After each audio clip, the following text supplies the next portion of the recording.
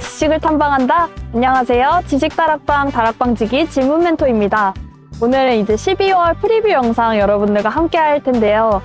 저번 영상에 이어서 이번도 이제 여러분들과 함께 이 야외에서 촬영을 진행하게 됐어요. 안녕하세요. 네, 안녕하세요. 수학 멘토입니다. 수학 멘토입니다. 아, 오늘도 이렇게 날씨 화창해가지고 정말 찍기 좋은 날씨인 것 같아요. 네, 가을이 가기 전에 이 카이스트 캠퍼스의 여러 아름다운 곳들을 저희가 구석구석 찾아가면서 야외 촬영을 진행하고 있는데 너무 기분이 좋네요. 바람이 너무 많이 불어요. 아, 다음번에는 이제 눈 오는 날 이렇게. 눈 오는 날. 우와. 저는 해봅니다. 실내에서 촬영할게요. 네. 그럼 이번 달 12월 프리뷰 주제로 넘어가 볼게요. 지금 여러분들이 이제 한국에서 가장 화두되고 있는 주제가 바로 월드컵일 텐데요. 혹시 월드컵 어느 나라에서 열리는지 다 알고 계신가요? 카타르라는 나라에서 열린다고 저는 듣고 있었는데요. 네, 저는 그 축구라는 종목에 크게 관심이 없어서 카타르에서 월드컵이 열린다는 사실을 이제 오늘에서야 정확하게 알게 됐는데, 이 카타르라는 지역이 아프리카에 있는 만큼 기후가 굉장히 한국과는 다르다고 해요. 그래서 그것 때문에 이제 선수들이 경기할 때 뭔가 본인이 원래 연습하던 환경이 아니다 보니 아무래도 기후적인 이슈가 많다고 하는데, 오늘 그 이슈 관련해서 기후의 영향을 과학 주제로 삼고 이야기 나눠보도록 할게요. 카이스트 질문다락방. 네, 그러면은 한번 기후에 대해서 이야기를 해보도록 할 건데요. 사실 이번에 월드컵이 열리는 시기 자체가 굉장히 이색적이잖아요. 원래 일반적으로 6월이나 7월쯤에 월드컵 경기가 한창 진행되는 것으로 알고 있었는데, 이번에는 유독 11월 이렇게 날씨가 쌀쌀해진 시점에 월드컵이 열린다고 하니까 저희 나라에서, 이제 우리나라에서 지켜보고 있는 입장에서는 굉장히 이게 어떻게 보면 독특하다. 분위기가 평소 월드컵이랑 다르게 느껴질 수 있죠. 그 이유가 무엇인가? 아까 이제 질문 멘토님께서 말씀하셨던 대로 카타르 현지의 기후 자체가 굉장히 날씨가 더워지기 때문에 6월, 7월쯤에는 어쩔 수 없이 이렇게 11월쯤으로 미뤄서 진행이 되게 되었다고 합니다. 제가 첨부한 그 그래프 한번 보시면요.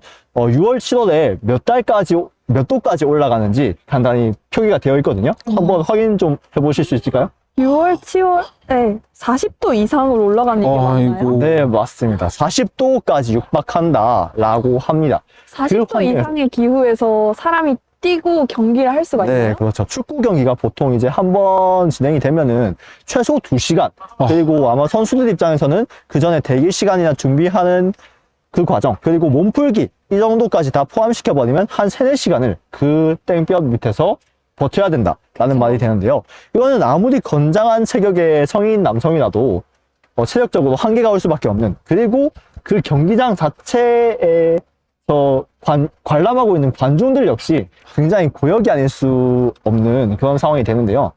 그런 종합적인 상황을 고려해서 이번에는 11월 월드컵 개최 일정을 변경하게 되었다고 합니다. 하지만 그때도 한번 그 그래프를 보시면은 10도가 넘어가는 기온이에요, 여전히. 우리나라보다 훨씬 더 높은 온도가 되기 때문에 그 정도가 오히려 딱 적당하다라고 볼 수 있게 되는 거죠. 그래서 이 차이가 과연 어디서 발생하느냐. 세계 각지마다 그 지역만의 특색 있는 날씨가 있잖아요.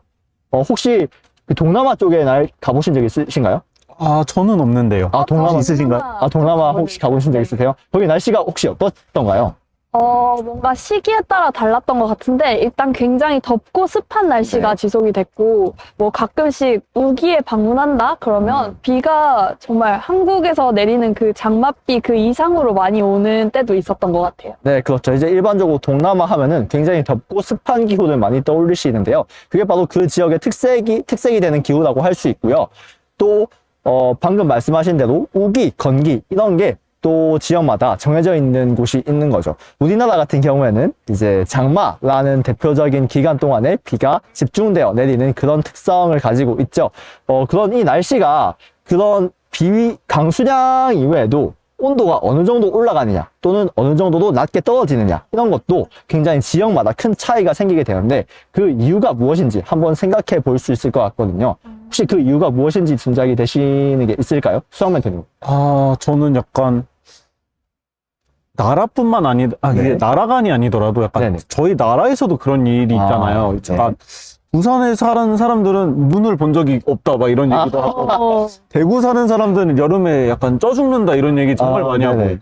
뭐 약간 남쪽은 저희 나라만 해도 이제 남쪽은 북쪽보다 덥고 이제 북쪽은 좀 춥고 이런 그렇죠. 얘기는 좀 많이 들었는데 약간 그런 게 어떤 관련이 있지 않을까요? 수학 멘토님은 혹시 출신 지역이 어디시? 저는 서울입니다. 아, 서울이시군요. 그래서 부산 사람들은 눈을 본 적이 없다라는 말을 하고 계시다. 하지만 이거는 제 부산 친구한테 네네. 직접 들은 의견. 아, 그렇군요. 근데 혹시 두 분 출신이 지금 양쪽에 부산 사람 끼고 있으니까 조심해주시기 바랍니다. 하지만 카이스트 질문 다락방. 그렇죠. 사실 수학 멘토님이 말씀해주신 대로 저희 나라 안에서도 이제 기후에 큰 차이가 있는데 다른 나라로 가면 갈수록 더 큰 차이가 있는 거겠죠. 그 지구가 둥글게 생긴 상태에서 계속 자전과 공전을 진행을 하는데 자전이라는 것은 지구가 그 제자리에서 가만히 제자리에서 도는 거고 빙글빙글 도는 거고 또 공전이라는 것은 지구가 태양을 중심으로 하고 큰 궤적을 따라 도는 현상이죠. 그래서 이 자전과 공전이 날씨를 결정하는 굉장히 큰 요인이 되는데요. 저희는 그 자전과 공전의 영향에 따라서 그 사는 지역이 위도와 경도라는 지표로 결정되고 그 지역 일반적인 레인지, 범위 안에서는 그 태양의 영향을 동일하게 받는다라고 이야기를 하고 있습니다. 그래서 그 위도와 경도, 특정 위도와 경도에 속하는 지역에서는 비슷한 기후가 나타난다라고 생각을 해볼 수가 있는 거죠. 대표적으로 적도가 이제 그 중 하나인 네, 맞습니다. 거겠죠? 위도와 경도에 대한 개념을 정확히 모르는 친구들도 있을 텐데 혹시 위도는 어떤 좌표를 나타내는 것이고 경도는 어떤 좌표를 나타내는 것인지 설명 가능할까요? 네, 알겠습니다. 위도와 경도 같은 경우에는 아마 그 둘 중에서도 더 익숙한 단어가 있으실 겁니다. 바로 위도가 경도보다 더 많이 들어본 기억이 있으실 텐데요. 왜냐면은 상대적으로 경도보다는 위도가 저희 이 기후에 조금 더 영향을 많이 주는 그런 척도가 되기 때문인데요. 아까 전에 수학 멘토님께서도 말씀해주셨다시피 적도가 이제 적도를 기준으로 위도가 0도로 설정을 하게 되고 더 그 적도를 기준으로 많이 벗어날수록 위도가 상승하게 되는 그런 기준으로 삼고 있습니다. 일단 반구 형태잖아요, 지구가. 그래서 그 적도를 0도로 딱 놨을 때 각도기를 그 중심에 갖다 댄다고 생각하면은 그 각도기에 맞춰서 올라가는 형태가 바로 위도가 나타내는 지표가 되는 거죠. 네, 맞아요. 그래서 적도가 위도 0도, 그리고 북극이, 북이 90도, 남이 남이 90도로 이렇게 나누어져 있고, 지구의 자전축이 일정 각도로 기울어져 있기 때문에 그 각 위도에 있는 나라별로 받는 태양 에너지의 각도가 달라요. 그래서 그 각도 때문에 태양 에너지를 받는 양이 다르기 때문에 그 기후가 좀 다르게 나타나는 영향도 있다고 합니다. 네, 맞습니다. 그래서 그 지역, 위도와 경도에 따라서 굉장히 다양한 종류의 기후가 발생을 해요. 저희 나라 같은 경우는 기본적으로 온대기후라고 구분을 하고 있는데 최근에는 또 온대기후의 그런 특성을 벗어나서 아열대적 기후 특성까지 나타내고 있다라는 이야기를 하거든요. 이건 역시 이제 기후에 영향을 미치는 요소가 단순히 위도와 경도, 그 지역의 위치뿐만 아니라 다른 것이 개입이 될 수 있다라는 가능성을 지금 내포하고 있는 거죠. 그리고 이제 한대기후, 또 온대기후, 열대기후, 또 건조기후, 또 고산기후 이런 것까지 구분을 하고 있는 것을 알 수 있거든요. 굉장히 그래서 다양한 기후가 있네요. 네, 맞습니다. 이 기준들이 과연 어떤 것 때문에 영향을 받아서 이렇게 세분화가 되었는지에 대해서 한번 생각을 해보시면 좋을 것 같습니다. 그리고 또 이 기후와 관련된 재밌는 영화가 하나 있어서 제가 들고 와봤는데요. 이것도 고전 명작인데 혹시 다들 투모로우라는 영화 들어보신 적 있으신가요? 네, 저는 중학교 때 학교 친구들과 같이 그 지구과학 선생님께서 이 영화를 틀어주신 적이 있는 것 같아요. 네. 단골 영화죠, 정말. 그렇습니다. 학교에서 특히 이 영화를 굉장히 많이 틀어줬던 기억이 저도 있는데요. 저도 초등학교 때 이 영화가 처음 개봉을 했던 것으로 기억을 해요. 그래서 딱 처음 개봉했을 때는 이게 그렇게 재밌을 만한 영화인가 싶었는데 굉장히 센세이셔널한 반응을 불러일으키면서 아직까지도 회자되고 있는 명작 기후 영화 중에 하나라고 볼 수 있을 것 같습니다. 여기 보시면 막 우박이 산덩이처럼 크게 발생을 해가지고 떨어지면서 사람이 우박에 맞아 죽게 되고 막 그런 현상까지 그리고 있는데 거기서 나오는 명언 중에 하나가 이 상태가, 이 기후 이상 현상이 언제까지 발생할 것인가에 대한 브리핑을 하는 과정에서 한 박사는 이렇게 대답을 합니다. 유지가 아니고 점점 더 심해질 것이다 라고 이야기를 하고 있어요.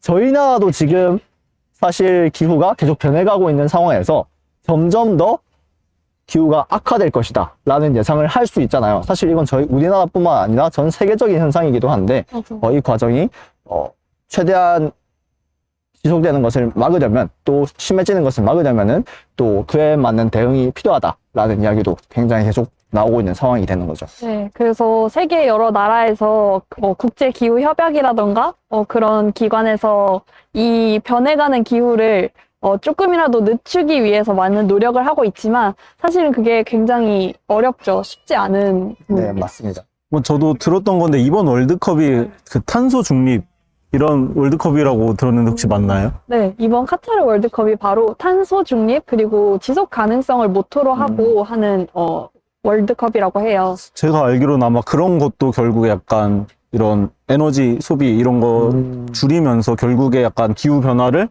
좀 안정화시키자는 목적으로 이루어지는 거라고 알고 있습니다. 그죠. 만약에 이 월드컵이 그대로 여름에 진행이 되었다면은 그 냉방 가격이 굉장히 많이 발생을 했을 거라는 생각이 들어요. 그 경기장이나 아니면 사람들이 그 월드컵을 관람하기 위해서 투자하는 그 냉방 비용, 이런 것들에 대한 지출을 최소화하기 위해서 이제 월드컵의 개최 일정을 변경했다. 이런 식으로도 해석할 수 있을 것 같습니다.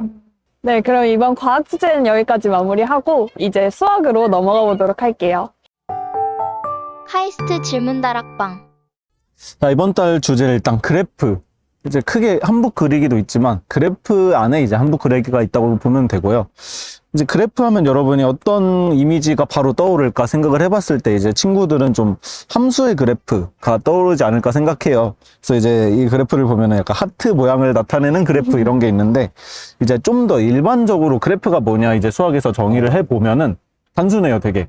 점들과 점들을 잇는 선, 뭐 곡선일 수도 있고 직선일 수도 있는데 그런 걸로 이루어진 걸 그래프라 한다고 보면 됩니다. 결국 함수의 그래프도 무수히 많은 점들을 이은 그래프 선이 되는 거니까요. 그렇죠? 네, 그렇게 봐도 되고 이제 왼쪽 그래프 같은 경우에는 이제 약간 저 조금 튀어나온 약간 날카로운 부분 두 개 있죠? 하트에. 네. 네. 그 두 부분을 약간 점이라 생각하고 나머지를 선분으로 생각해도 되고요. 네. 혹은 뭐 약간 정수 격자점들을 뭐 이어봐도 되고요. 네. 이런 식으로 생각을 할 수 있다. 그래서 혹시 과학에서도 그래프 혹시 쓰는 부분이 있을까요? 과학에서의 그래프요. 딱히 바로 떠오르는 개념은 없는데 일반적으로 그래프라고 하면은 사실 어떤 두 변수 간의 관계를 나타낼 때 함수 형태로 많이 표현을 하다 보니까 뭐 물리에서 특히 어릴 때부터 많이 다뤘던 기억이 있죠. 아, 그렇죠. 그런 게 이제 약간 그래프에 약간 되게 사실상 제일 많이 활용되는 부분이죠. 네. 근데 이제 오늘 다루고자 하는 부분은 좀 더 일반적인 형태를 다루고자 합니다. 그래서 이제 그러면 이렇게 당연히 점과 선분으로 이루어져 있으면 이게 끝? 이라고 생각할 수 있는데 좀 더 세분화해서 들어가 봅시다. 이제 그래프의 종류를 몇 가지 가져왔는데요. 이제 무방향 그래프, 이제 점들을 그냥 이어진 거예요. 예를 들어서 어떤 두 지역이 인접해 있으면 잇는다. 그래서 한 지역을 꼭지점, 다른 지역을 꼭지점으로 해놓고 두 지역이 붙어 있으면 이으면 이제 이런 거는 그냥 무방향 그래프인데 약간 여기 보면 방향 그래프라고 쓴 게 있어요. 방향 그래프 같은 경우에 언제 쓸 수 있냐? 친분 관계를 나타낼 때 쓸 수 있어요. 아까 혹은 이게 무방향 그래프 아니라라고 생각할 수 있지만 네. 두 사람 간의 관계가 난 너를 친하다고 생각하는데 혹시 저를 친하다고 생각하시나요? 아, 당연하죠. 아, 그런가요? 이러면 무방향 그래프인데 혹시 저만 그렇게 생각하고 있다면 이제 일반인 이렇게 그래프. A는 D를 약간 자기 친구로 생각하는데 D는 아닌 이런 상황을 방향 그래프로 나타낼 수 있습니다. 드라마 등에서 복잡한 인간 관계를 그렇죠. 나타낼 때 그렇죠. 이런 방향 그래프를 많이 사용하는 것 같아요. 이런 건 뭐 한방향 화살표만이 아니라 쌍방 화살표도 되고 그런 걸 총체적으로 방향 그래프라고 합니다. 그리고 마지막으로 이제 이 외에도 더 있을 수 있어요. 그래프 종류가. 하지만 이제 가장 많이 쓰는 세 가지. 이제 가중 그래프. 가중 그래프 같은 경우에는 선분에 뭔가 추가적인 정보가 들어있는 거예요. 예를 들면은 가장 단순하게 그냥 저희가 어떤 도시끼리 이렇게 선분을 잇고 네. 도시 사이의 거리를 이제 그러면 선분에 약간 어떤 추가적인 정보로 기입을 해놓는 거죠. 그걸 해놓으면 이제 이런 정보를 이제 예를 들어 A에서 F까지 이동할 때 최단 거리는 어떻게 가야 되냐 이런 문제를 풀 때 활용할 수 있습니다. 카이스트 질문다락방. 여러분이 이제 한북 그리기 들어가기 앞서서 네. 여기 퀘네이스베르크의 다리 되게 약간 수학에 관심 있는 친구들을 한 번쯤 무조건 봤을 아, 거예요. 그런가요? 약간 오일러가 약간 오일러일 거예요 아마. 네. 제 옛날에 약간 사람들이 이거 다리 좀 효율적으로 날아 이거 한 번에 이거 막 다닐 수 있게 날아 하는데 오일러가 이거 한 번에 보고 이거 한 번에 못 지나간다. 오. 그러니까 이렇게 낮은 다리를 보고 네. 한 번에 다 모든 땅을 다리 하나만 지나고 이렇게 다닐 수 있을까? 뭐 이런 문제 했는데 뭐 이거 안 되잖아. 라고 바로 보자마자 말했던 이런 형태의 한북 그리기인데 결국에 네. 단순하게. 그래서 제가 그림을 몇 개 그려봤어요. 이 세 가지 도형들은 한북 그리기가 다 가능합니다. 그리고 손을 떼지 않고 이렇게 움직일 수 있어요. 그러면 그릴 수 있습니다. 세 번째 그림은 뭐죠? 문어를 그리고 동그라미를 쳤는데 아, 네. 의미는 없지만 네네. 예, 되게 이런 복잡한 그림들이 있어요. 근데 이제 이런 한북 그리기가 가능할 조건이 무엇일까? 이런 것도 되게 고민해보면 재밌는 문제입니다. 저 한북 그리기 혹시 가능한 그래프의 조건 아시나요?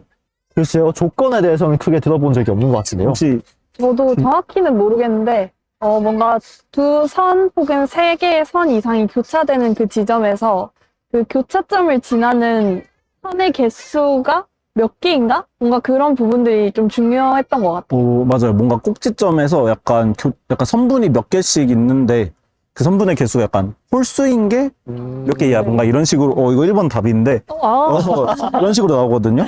그래서 이제 근데 여기서 선생님이 한번 추가로 생각을 해봤어요. 두 번 내로 그릴 수 있는 그래프의 조건 무엇이죠? 해서 한번 이런 거에 대해서 되게 과학 멘토님 싫어하시는데요? 네, 너무 일이 복잡해지기 때문에 과학의 가장 기본은 일단 문제를 단순화시켜야 되거든요. 수학의 가장 기본은 이제 끊임없이 질문을 던지는 것. 이기 때문에 이런 문제가 있고 이제 두 번째 문제로 이제 여러분의 좀 더 일상 속에서 이제 그래프로 표현할 수 있는 관계가 많을 거예요. 그런 예시를 한번 찾아보고 여러분이 그래프를 그려보는 시간을 가져보면 좋을 것 같습니다. 카이스트 질문다락방. 네, 오늘 이렇게 카이스트 야외에 나와서 기분 좋게 프리뷰 진행을 해봤는데요. 12월 프리뷰 과학 주제는 바로 월드컵 개최되는 카타르의 그런 기후, 위도, 경도, 그리고 지형 등이 어떠한 영향을 미치는지에 관한 주제였고요.